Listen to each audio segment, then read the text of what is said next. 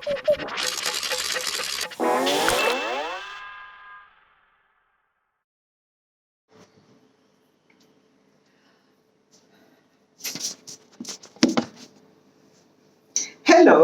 मैं पारो आनंद हूँ।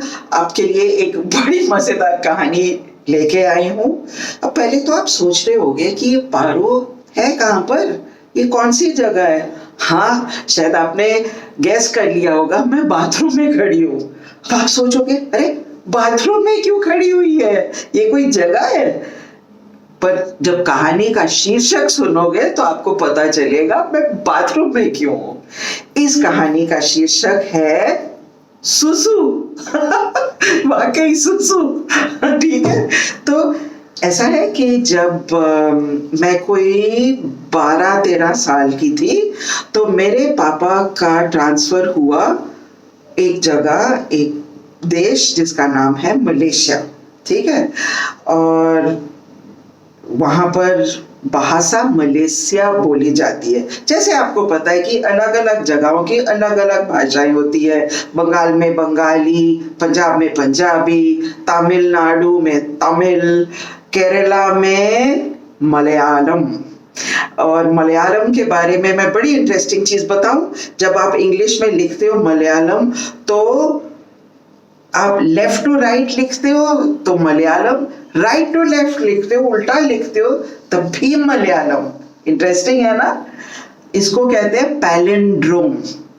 खैर, ये पैलिंड्रोम के बारे में कहानी नहीं है, ना केरला के बारे में ना मलयालम के बारे में। ये कहानी है मलेशिया की। मलेशिया में भाषा मलेशिया बोली जाती है। और हमने पाया, मेरी बहन और मैं, हमें पता चला कि मले में दूध को पता है क्या कहते हैं, दूध को सुसु। सच में। तो हमें मार्केट जाना पड़ता था। मार्केट में हमें कहना पड़ता था, भाई साहब प्लीज 2 लीटर सुसु दे दो। और फिर वो पूछते थे आपको किस तरह का सुसु चाहिए, आपको बॉटल में सुसु चाहिए कि थैली में चाहिए या टेट्रा पैक में चाहिए, आपको फ्रेश सुसु चाहिए कि पाउडर सुसु चाहिए, आपको डबल टोन सुसु चाहिए कि फुल क्रीम सुसु चाहिए, आपको क्या फ्लेवर वाले सुसु चाहिए जैसे स्ट्रॉबेरी, मैंगो या प्लेन सुसु चाहिए।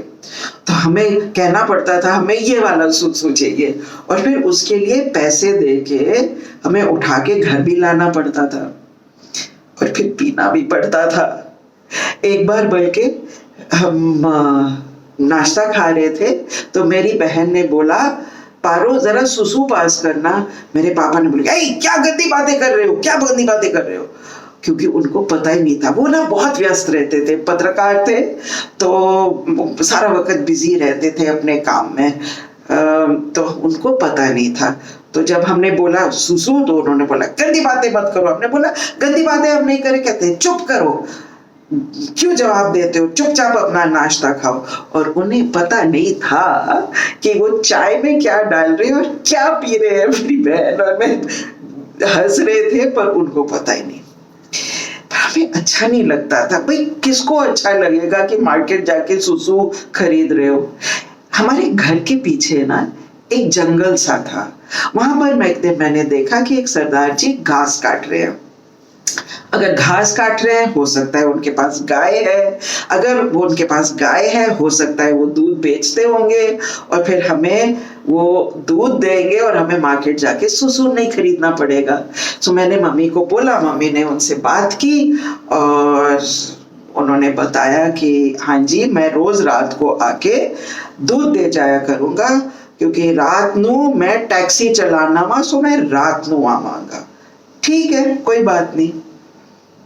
खैर जी, रात को, अगले दिन की रात को मेरी बहन और मेरी मम्मी और मैं, हम दूसरे कमरे में टीवी देख रहे थे। मेरे पापा, जैसे मैंने आपको बताया, सारा वक्त व्यस्त अपना काम कर रहे थे। ये जो हमारा घर था, मैं एक चीज और बता दूं, ये थोड़ा सा डरावना सा घर था। इसमें एक भूतनी रहती थी, पर वो एक अलग कहानी है, ये वो मैं बाद में बताऊंगी। ठीक है, तो ये वाला जो घर था थोड़ा सा डरावना सा था। खैर मेरे पापा अकेले बैठ के अपना काम कर रहे थे, रात का वक्त था। खिड़की से आवाज आई। पापा ने सोचा ये क्या आवाज है। फिर से आवाज आई। तो मेरे पापा ने जाके खिड़की के पर्दे हटाए। वहां पर एक बड़ा सा आदमी, लंबी दाढ़ी, पगड़ी पहने, 2 डब्बे उठाए, कहने लगे सुसु। मेरे पापा घबराए, दौड़ते हुए आए हमारे पास कि कोई पागल सा आदमी बाहर है और सुसु कह रहे हैं। हमने कहा नहीं नहीं पापा, कोई फिक्र करने की जरूरत नहीं है, वो तो सिर्फ कौन है, सुसु वाला है, ठीक है ना। तो अब आप प्लीज जाइए अपने किचन में और अपनी मम्मी को बोलो, पापा को बोलो प्लीज एक बड़ा सा ग्लास सुसु देना, क्योंकि मैंने सुसु पीना है। सुसु सेहत के लिए बहुत ही अच्छा होता है। अब आप समझे मैं बाथरूम से ये वाली कहानी क्यों सुना रही हूँ, ठीक है ना। कभी कभी शब्द का बहुत मजा आता है। Okay bye.